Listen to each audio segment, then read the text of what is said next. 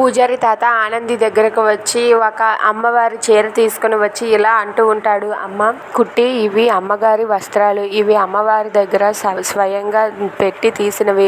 నువ్వు ఎట్టి పరిస్థితుల్లోని ఎవరిని తాకనివ్వద్దు.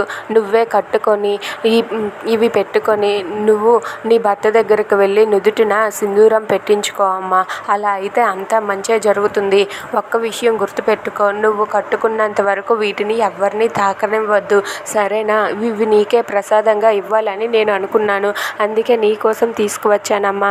కుట్టి, ఇదిగో నీకోసమే తీసుకువచ్చాను, తీసుకో అని చెప్పి ఇస్తూ ఉంటారు. అది చూసి అక్కడ ఉన్న ఆదిత్య అయితే తలదించుకొని మౌనంగా చూస్తూ ఉంటాడు.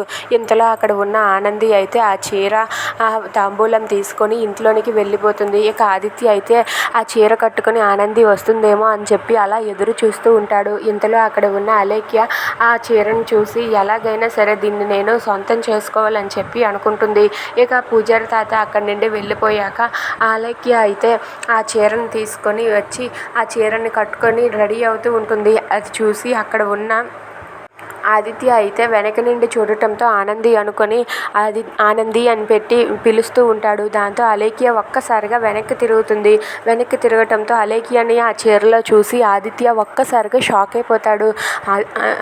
ఇక షాక్ అయ్యి ఆనంది అంటూ గట్టిగా పిలుస్తూ చాలా కోపంగా పిలుస్తూ ఉంటాడు.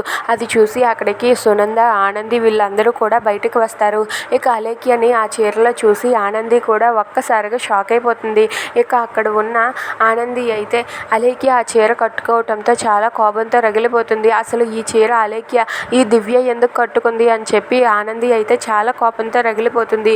ఇక అలేఖ్య అయితే ఆ చీర కట్టుకొని సిగ్గుపడుతూ అక్కడే అలా నిలబడి ఉంటుంది. అది చూసి సునంద అయితే చాలా చిరాకు పడుతూ ఉంటుంది. ఇక ఆదిత్య అయితే ఆ చీర అలేఖ్య కట్టుకోవటంతో చాలా సీరియస్గా చూస్తూ ఉంటాడు. If you like this video, please like, share and subscribe friends. Thanks for watching.